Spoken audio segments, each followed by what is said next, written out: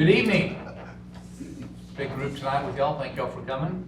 I want to welcome you and call to order this workshop of the Floresville ISD Board of Trustees for the date of June 8th, 2026 at 6 p.m.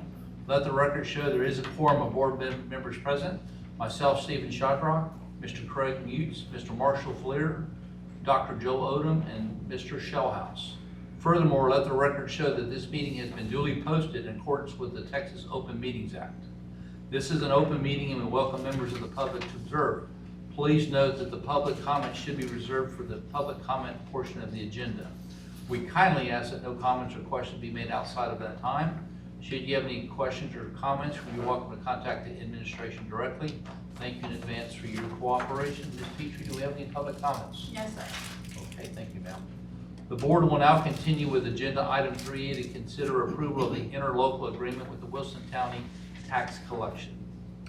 Yes, board members, once we posted the agenda regarding this item, we did get some updated information from the tax collector, the collector's office, and so we have no recommendation at this time.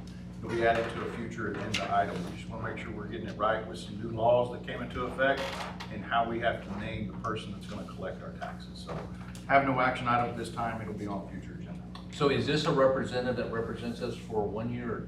No. This would be, we're designating a person that's going to determine our taxes levied. Gotcha. As well as collecting our taxes. Yes, sir. Which we are, it's Ms. Barnett. That's who Gotcha. but we just want to make sure we get our wording right in our local agreement with the new law.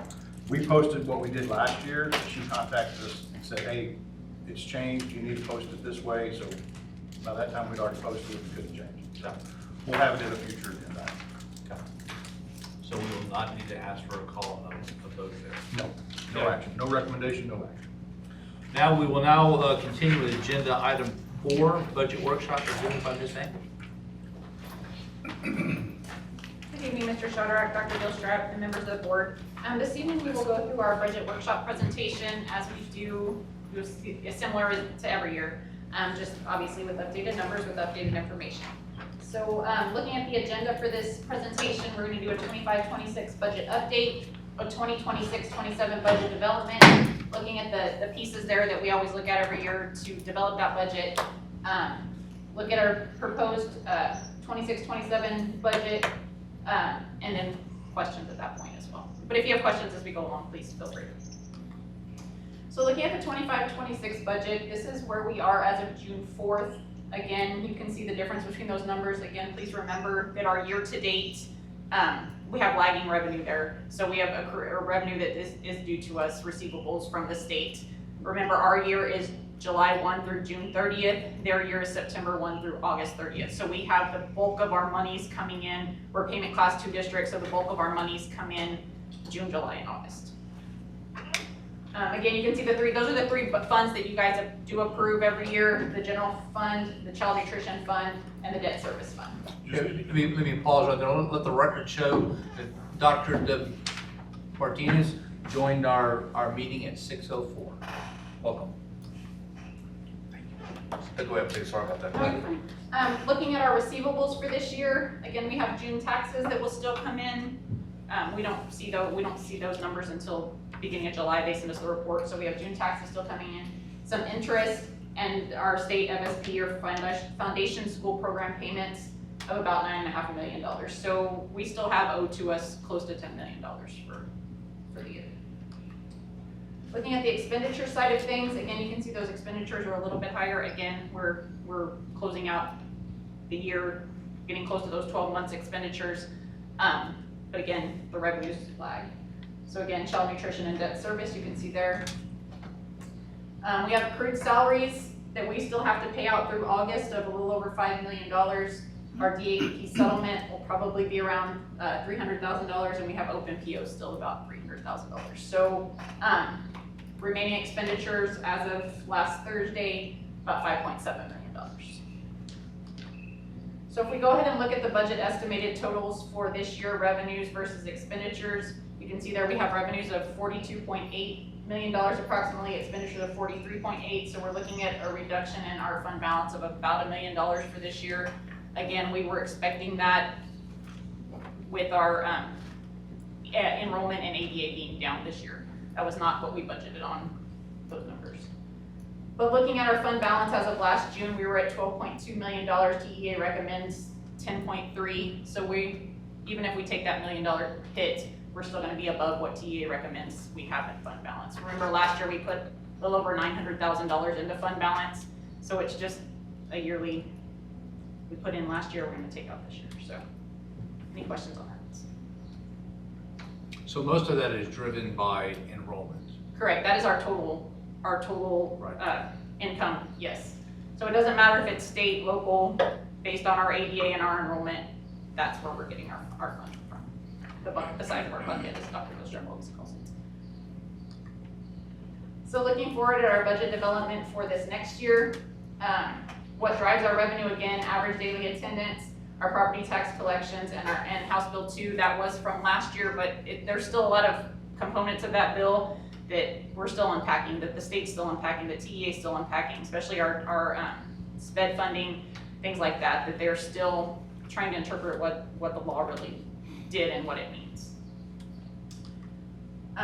Again, our revenues are based on M&O, our ADA, and our basic allotment, our INS, or the interest in sinking fund, property values and bond payments. So that's your two pieces of your tax rate that is fueling this. So looking at assumptions for this year, enrollment, we're looking at 3,900. That's up a little bit, about 20-ish kids from where we were this year, ended this past year. And looking at maintaining an attendance percentage of 94%, which would put our ADA about 3572. So we ended about 3565, 62 this year. So that's bumping it a little bit, but not a lot. And those are conservative assumptions that we make, so we want to try to be as conservative we can when we build the budget. Correct.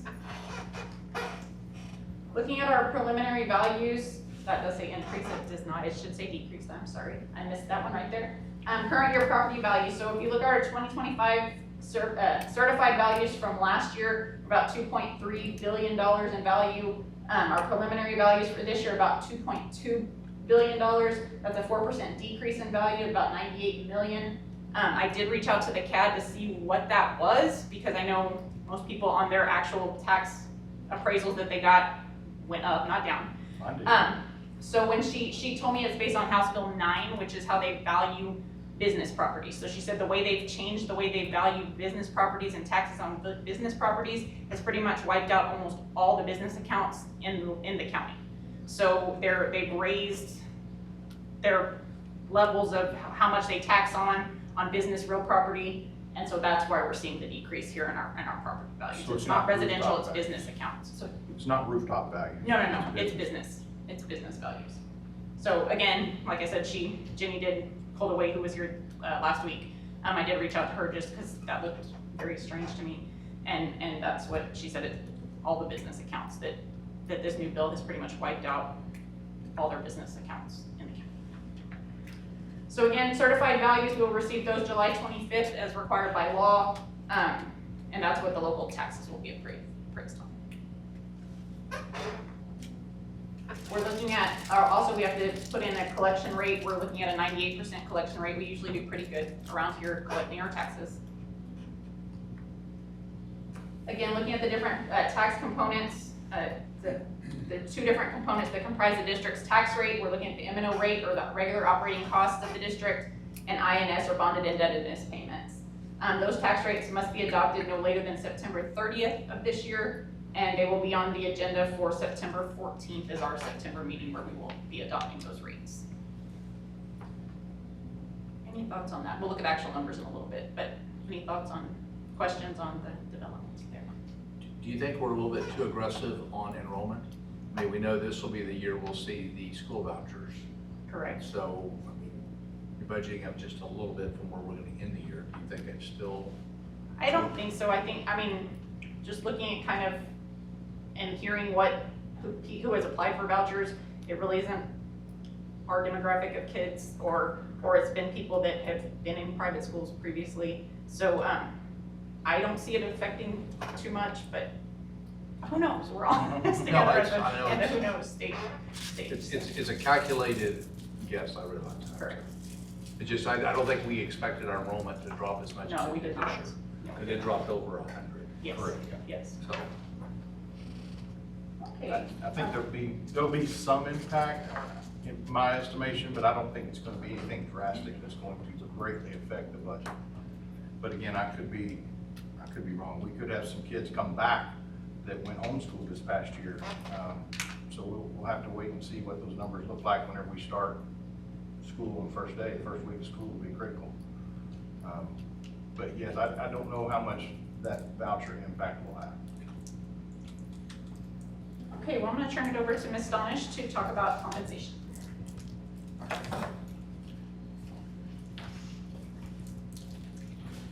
Good evening.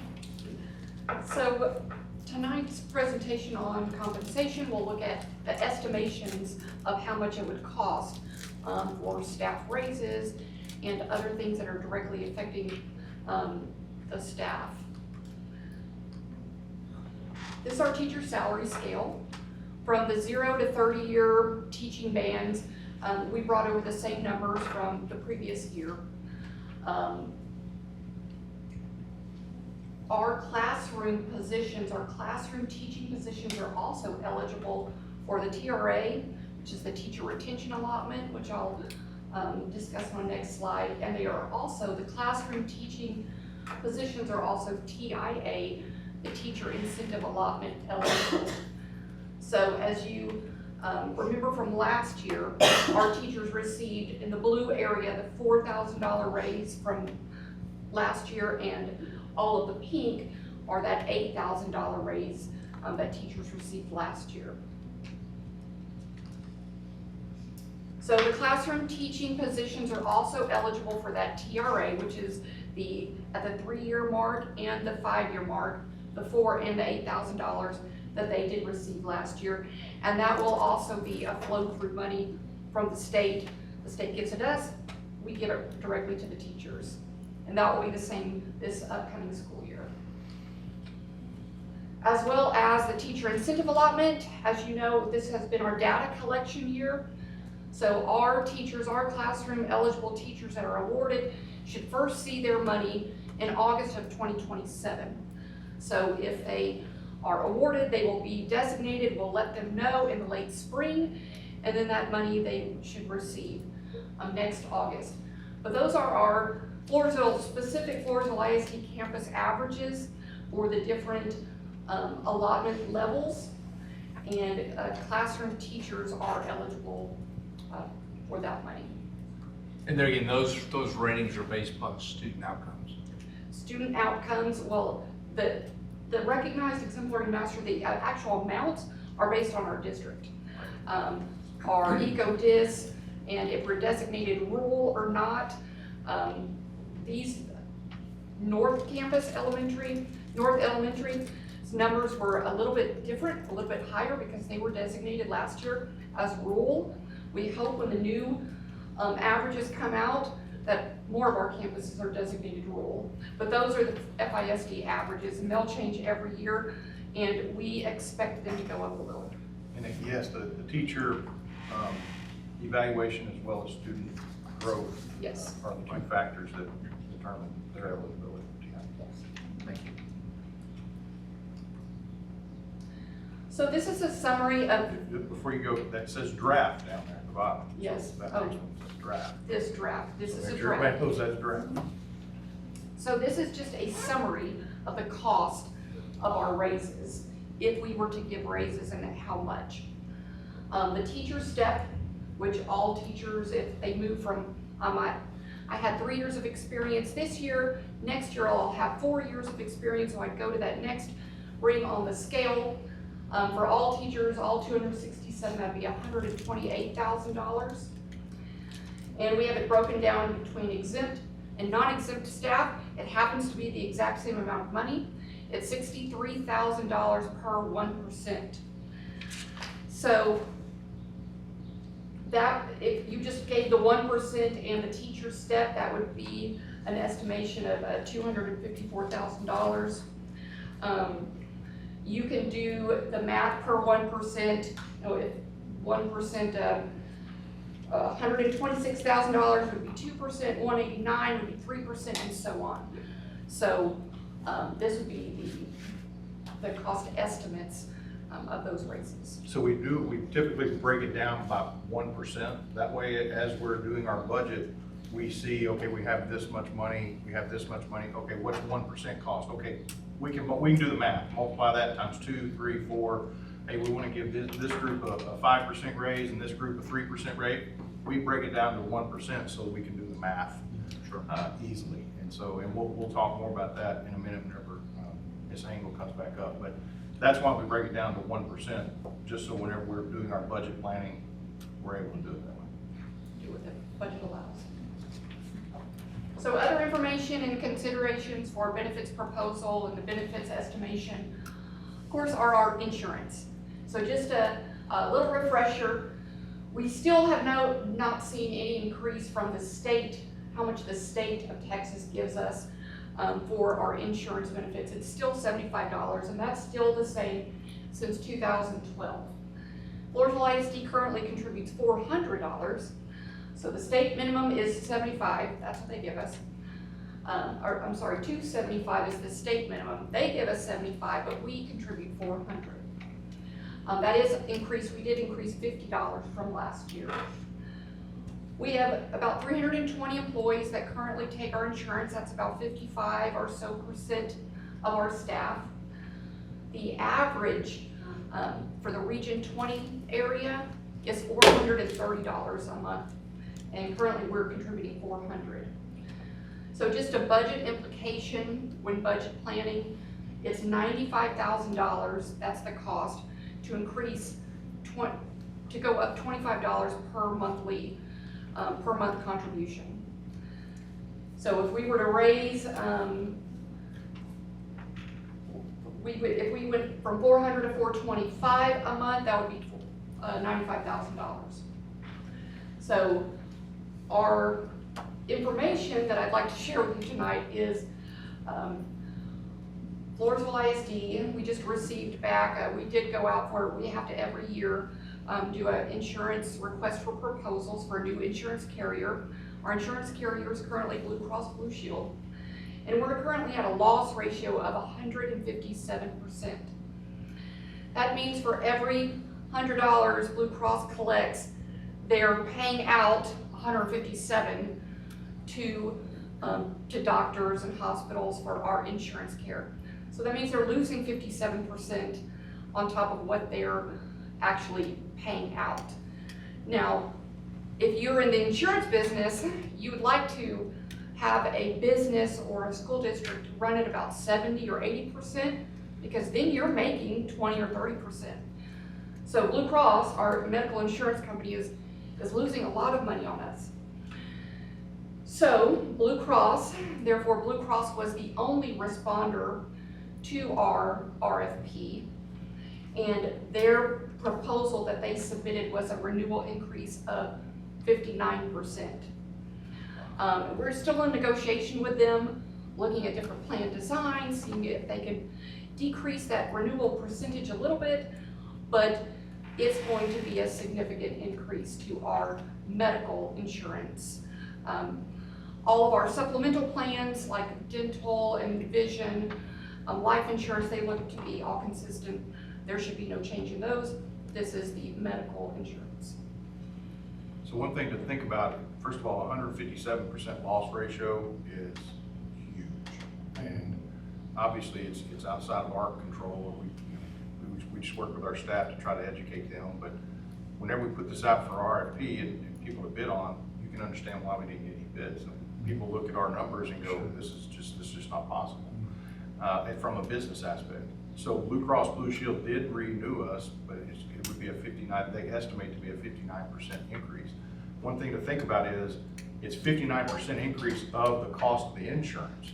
That if we don't change how much we contribute, the employee is going to feel every bit of that increase. So let's just say your insurance costs $500 a month. We pay $400. The employee pays $100. Well, if it goes up by 50%, that means your insurance is now $750 a month. If we're still paying $400, that means the employee now pays, instead of $100, they're paying $350. So understand the employee doesn't go up by 59%. That's how much the total cost goes up.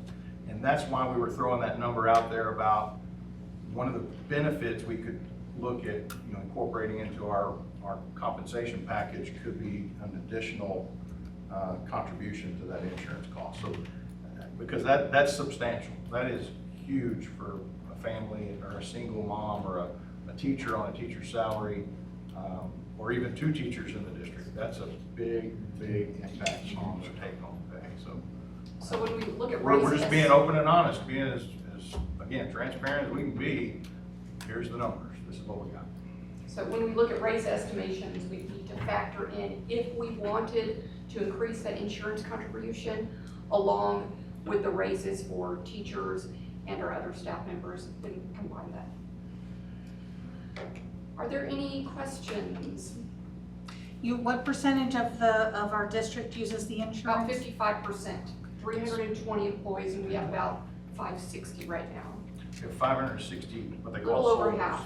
I got a question. Yes, sir. On the savings of not running a bus an extra day a week and not heating and cooling buildings for an extra day a week, how much money did we save that way? I would not have the answer for that. That would be Somebody ought to be able to figure that out. That would be something that Ms. Engel may be able to answer whenever she gives her portion of the presentation, but I don't know that we have that number. I do know this, the cost of diesel has gone up in the past year, which whenever we built our budget, we did not know. So while we may not have rolled as many miles, we have paid, I would say, comparable amount in our total diesel cost. The same thing with energy costs. So I don't know, I don't have a final budget number to be able to, I'd like to hear one. we can do that research and get it to you. Any questions on the raise estimations? Yeah, I got another question. I would like to see the district fund a day camp, North Elementary and South Elementary, next spring for that Friday that we're not having school. Otherwise, we're going to have parents pick whether they want to leave their children at home alone, elementary school children, or whether they're going to try to drive into Floresville, which is about 15 to 20 miles wrong way, get behind a bunch of lights, and then go the other way. If they had it at North Elementary, there would be less than half the time lost. And really, we have a recitation all the time. And the last one says, trustees provide student-centered and physically responsible leadership and transparent and ethical support of all stakeholders. And I don't think if we can't come up with some money for the students here, that we make a mockery out of what we're doing. Right now, we're talking about compensation Yeah. with Ms. Engel. Are there any questions about that? And then Ms. Ms. Engel will come back up. Thank you. Any other questions about compensation plan proposed? So there again, you're talking about $25 increase to help them. It's gonna cost us 95 grand. So if, in his 25 example, if we increase. go up 50%, Yes, sir. I mean, we'd have to add that considerably to keep them whole. It'd be $900,000. Yeah. Yes, sir. Okay. Thank you.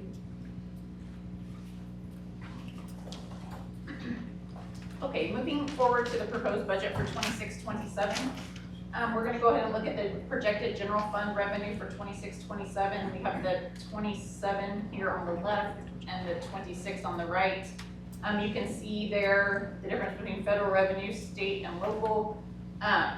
Looking at our totals down there at the bottom, there's your $1 million decrease in the general fund. You can see the chart goes down a little bit. Again, the size of our bucket just depends on how many, our ADA, our enrollment. And then the state and local just kind of fluctuates depending on that, but the size of the bucket stays the same. So this is looking at our decrease. So our reductions here, we can look at local, there was none really. Reduction in $1 million at the state level due to decreased enrollment in ADA. Nothing changing with the federal, looking at reductions there at $1 million. On the expenditure side, additions, the only thing we would look at would possibly be raises. Again, that's something we'll continue to look at as we continue to look at this budget and tweak things before our meeting on the 24th. But again, we're gonna try to find everything we can to be able to give some kind of raise to our staff. Very deserving of it, but it's just hard when we're seeing decreased enrollment. Looking at our changes in expenditures, reductions, we have approximately 3 FTEs that we were absorbing for the year. That's about $210,000. Our track refurbishment, that we did this year, about $350, and then some maintenance projects that will take out about $700,000. So we're looking at total reductions of a little over $1.2 million right there. So we did have some things we built into this year's budget, the 26 budget, and some maintenance projects and the track, for example. Obviously, with the numbers we're seeing now, we're pulling those projects out of the budget.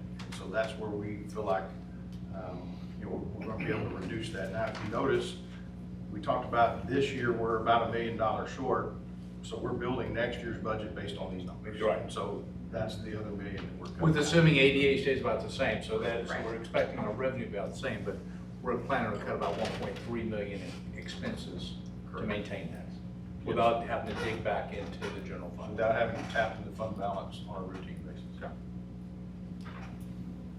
So again, looking again there, so we looked at the million versus the 1.26, so that's kind of there, right there, where we can, with our raises or contributions to insurance or whatever we may choose to, you guys may choose to do with that. Looking at the food service revenue, we're pretty much expecting it to be the same down. It's a self-operating fund where, we get the federal monies in for the claims on the National School Lunch and Breakfast programs. We did operate the after-school dinner program this year. That worked really well. So we'll continue doing that. But again, looking at local revenues down a little bit, that's students paying for meals. But again, pretty much operating about the same. Again, as a balanced budget, $2.5 million. Debt service, again, we're looking there at total revenues. Again, this is just to pay our bond payments, and we've got about $4.595 million in bond payments, which are due next fiscal year. So again, that's a balanced budget as well. I did have, and I failed to pass these out before which are out. This is the way you guys normally see the budget by function every year. And that's how you approve it.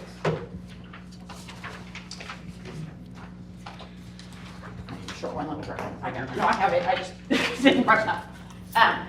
So again, you see draft across that. But again, that's looking at these three funds total together there at the $50.5 million on revenue. Looking at the bottom there at the 50.5, again, just to balance the budget. Again, if you look at the function 36, that's where the track was. We reduced that by 350. Function 51 is where the 700 was that we had for maintenance projects, so we reduced that there. So again, looking at it there to look at as a balanced budget. The 3 FTEs came out of instructional 11. Yes.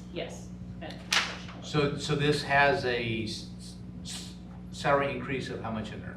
This doesn't have anything right It now. does have no salary, so at this point, with no raises, Right. no increase in medical costs, Right.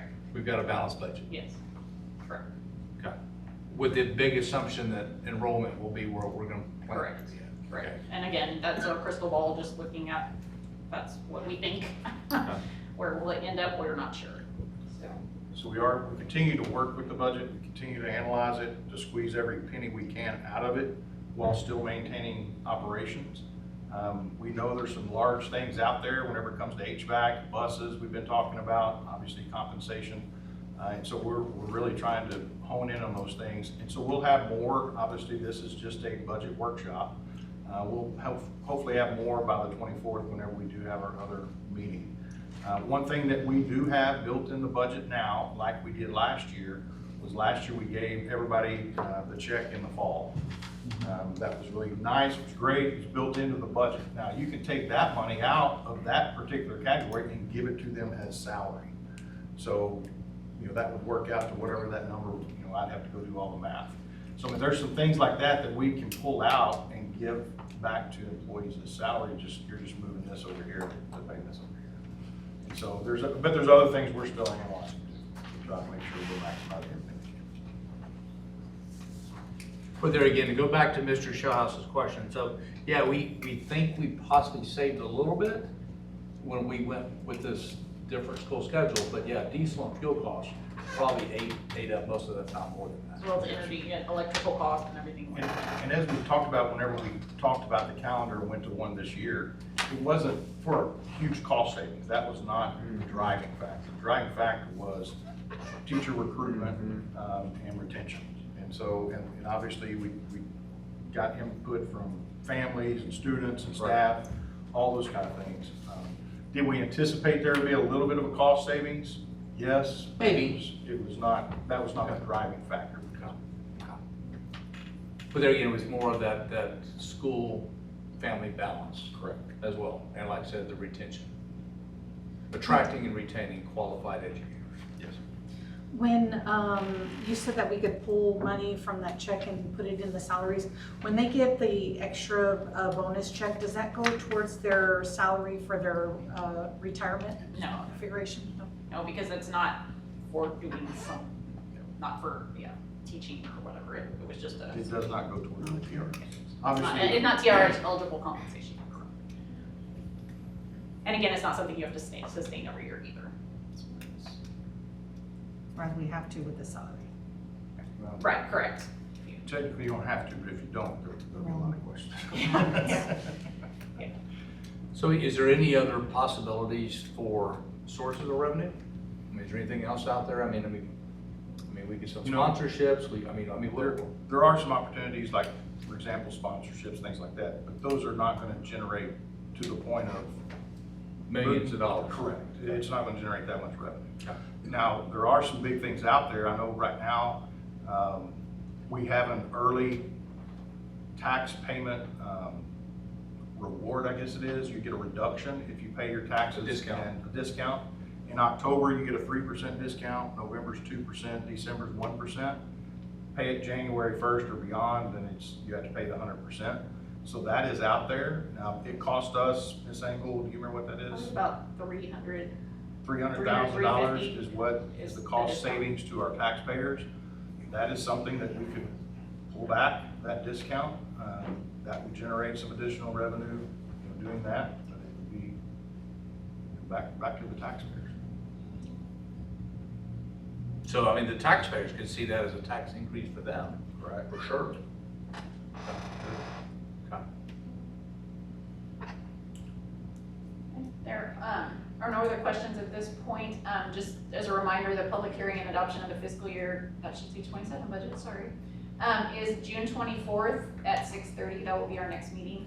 Public hearing for adoption for the 2026 tax rate is September 14th, 2026 at 6:30. That will be our monthly meeting in September. So we start looking at these things, especially on the medical. I mean, we've got about 320 out of the 561 participate. So, that cost is, potentially not going to be absorbed by every Correct. employee. So, I mean, that's a strong consideration. Similar deal, I think Mr. Shellhouse is asking, what does it cost to have duplicate Friday care? I mean, that would be an additional cost. We'd have to have a counselor every, and we're gonna have to commit to a minimum head count at each campus, regardless if they show up or not. Correct. Okay. Okay. Currently, it's 34 is what our minimum is to do a Friday camp. We guarantee that we're gonna pay them for 34 slots. Now, if 30 kids show up, well, we're paying for 34. But if kids show up beyond that, then we'll obviously pay up that difference too. But yes, this past year, we put $100,000 in there, in the account for that. This budget, it reflects a $75,000 allowance for that, because this year, I think we were just under $50,000. So we're seeing a smaller Correct. participation than what we thought. Okay. Yes. What's the average daily bid on that? I have not done the first semester, but in the second semester, the average daily was, hold on one second. I was just working on it before I came down here. 51 was the average daily attendance. for the spring semester. In the fall semester, it was 74. So from fall semester, it dropped about 23 kids. And I'm still working on percentages and all that kind of stuff for weekly. I do know that overall, if you count one student, if they go one time, they count. You got 84 students attend at least one day in the fall, or excuse me, in the spring. We had 128 students in the fall that attended at least one time. But on average, it was 74 in the fall and 51 in the spring. So there again, we would have to commit to a minimum at each. We'd have to commit to a minimum of 68, Okay. Wow, okay. because that would be 34 at each side. Gotcha. Okay. So that is a minimum that we have that we can commit to. Correct. Okay. So just being said that, I mean, more than likely we'd be overpaying based upon. If it was a split perfect 50-50, you would still be overpaying by that estimate. Lindsay, on that insurance, was that just big medical issues with staff, or is it just primary everybody? It's a combination. We had a very high usage on our pharmacy. But just in general, if you look at the factors, I mean, insurance is up, medical costs are up just for everything. But we do have a particularly high pharmacy usage in the district. And that was one of our, of course, there's your, we have some big claims, just like everybody. But our stop loss insurance is kind of like an extra insurance policy to get those giant claims. But we had a lot of little claims and our pharmacy usage very high.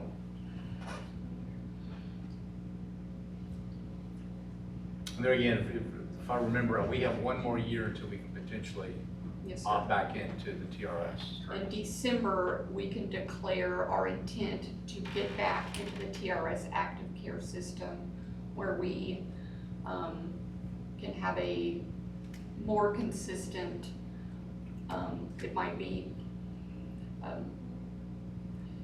it So- won't so- fluctuate as much. So would our claims go into all the Region 20, so it's a larger pool, so our 157 loss ratio might go down to 120 something? It actually will go into the entire state. Because Texas, TRS care is the whole state, Okay. so yeah, you're gonna split that among a bunch more people, which would bring it down. So. TRS rates are now regionally rated, so Region 20 has their own rate, which is traditionally one of the lower rates out of the 20 regions. But we could look at some type of fee that TRS might assess for us to jump back into TRS active care. They have not told us that yet.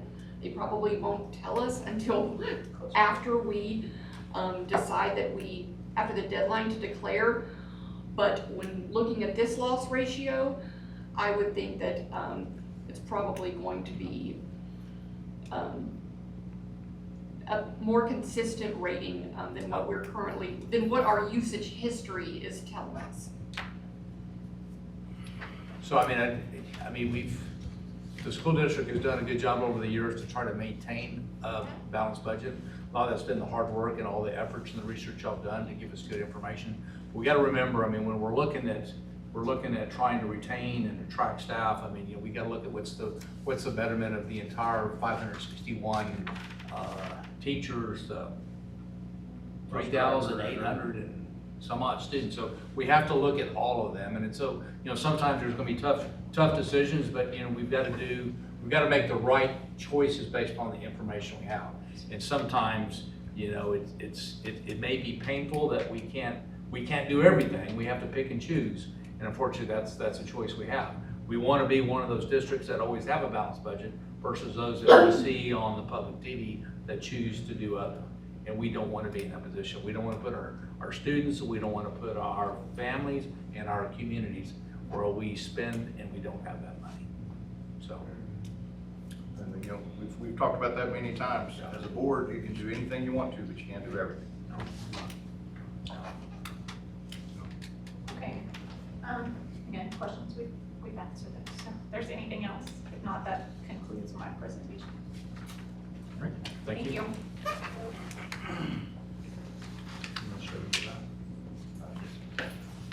Thank you all for that information tonight. The board will now convene into executive session pursuant to the Texas Governmental Code 551.071, consultation with attorney, and 551074 personnel.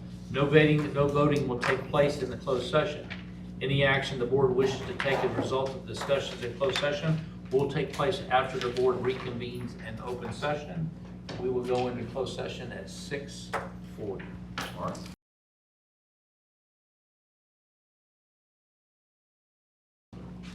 Okay, the board will now reconvene in open session at 9:10. We will now consider approval of action item 6A, consider and take possible action to hire an interim superintendent and approve the superintendent interim contract. I move to direct the superintendent and board president to proceed as discussed in executive session. Second. We have a motion by Dr. Martinez and a second by Mr. Marshall Fleury. Any further questions or discussions on the motion? Seeing none, a vote by showing of hands. 6-0. All right, thank you all. We now have concluded our agenda for this meeting as there's no further actions. I see none. This meeting is adjourned at 9:11.